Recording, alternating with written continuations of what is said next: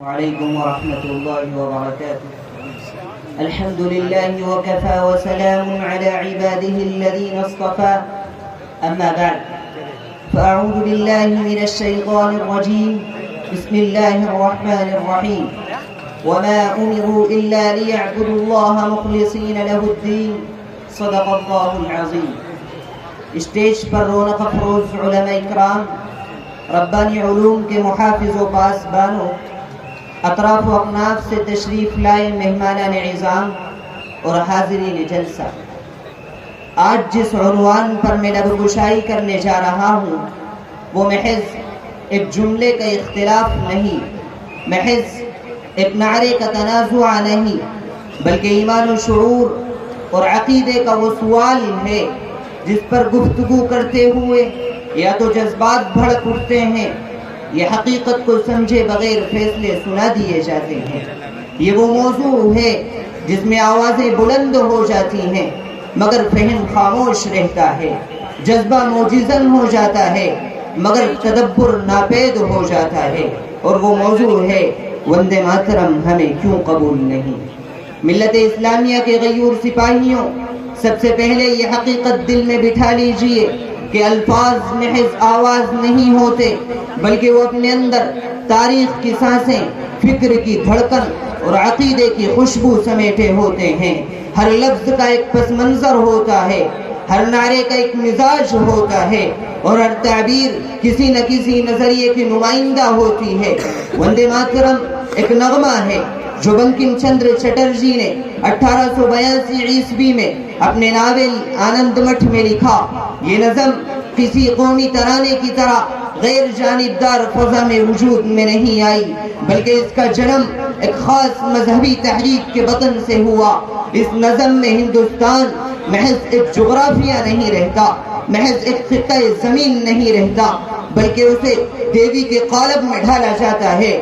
وطن کو ماں کہا جاتا ہے، اور ماں بھی ایسی جس کے لیے احترام نہیں بلکہ پوجا کا تصور پیدا کیا جاتا ہے۔ یہی وہ مقام ہے جہاں مسلمان کا دل ٹھہر جاتا ہے، اس کی زبان لرزتی نہیں بلکہ رک جاتی ہے، اور اس کا ایمان سوال بن کر اس کے سامنے آ کھڑا ہوتا ہے۔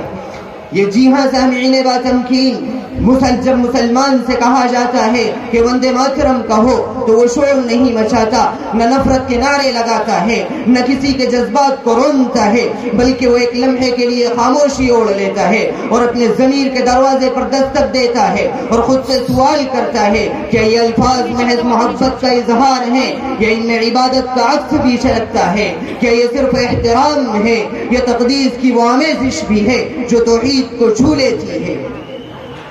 اگر وندے ماترم میں صرف اتنا کہا جاتا کہ ہم اپنے وطن سے محبت کرتے ہیں تو مسلمان اس محبت میں سب سے آگے کھڑا نظر آتا، کیونکہ اسلام وطن سے محبت کو جرم نہیں ٹھہراتا، بلکہ رسول اللہ کی زندگی اس بات کی گواہ ہے کہ مکہ کی جدائی پر میرے آقا کی آنکھیں اشکبار ہو گئیں، لیکن جب محبت حد محبت سے آگے بڑھ کر عقیدت کا رنگ اختیار کر لے، جب احترام عبادت کی سرحد پر دستک دینے لگے، جب وطن کو ماتا اور دیوی کے سانچے میں ڈھالا جائے تو مسلمان رک جاتا ہے، اور یہ رکنا بغاوت نہیں ہے، یہ رکنا بدتمیزی نہیں ہے، بلکہ یہ رکنا اللہ کے ساتھ وفاداری کا اعلان ہے۔ قرآن ہمیں نہایت واضح اور دو ٹوک انداز میں یاد دلاتا ہے وَمَا أُمِرُوا إِلَّا لِيَعْبُدُوا اللَّهَ مُخْلِصِينَ لَهُ الدِّينَ، اور انہیں حکم یہی دیا گیا ہے کہ عبادت خالص اللہ کے لیے ہو۔ یہ آیت ہمیں بتاتی ہے کہ اسلام میں عبادت صرف سجدے کا نام نہیں، بلکہ ہر وہ لفظ، ہر وہ جھکاؤ،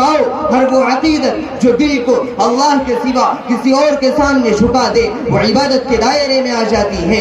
وندے ماترم کے نام پر اگر ہم سے یہ مطالبہ کیا جائے کہ ہم اپنے عقیدے کو ایک لمحے کے لیے بھی ایک طرف رکھ دیں تو یہ معاملہ محض تہذیب و ثقافت کا نہیں رہتا بلکہ ایمان کا امتحان بن جاتا ہے۔ اب میں سوال کرتا ہوں، اور یاد رکھیے یہ سوال میں نہیں بلکہ ایمان کرتا ہے، کیا وندے ماترم میں واقعی صرف محبت ہے یا عبادت کا رنگ بھی اس میں شامل ہے؟ کیا یہ صرف احترام ہے یا تقدیس کی وہ خوشبو بھی موجود ہے جو عقیدے کو مجروح کر دیتی ہے؟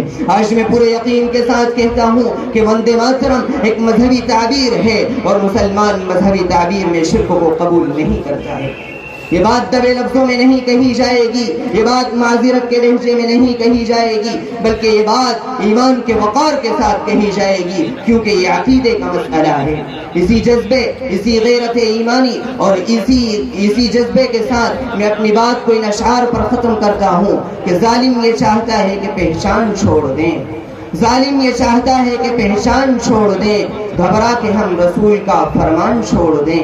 مرنا ہمیں قبول ہے مر جائیں گے مگر، مرنا ہمیں قبول ہے مر جائیں گے مگر، ممکن نہیں کہ دولت ایمان چھوڑ دیں۔ وآخر دعوانا ان الحمد للہ رب العالمین۔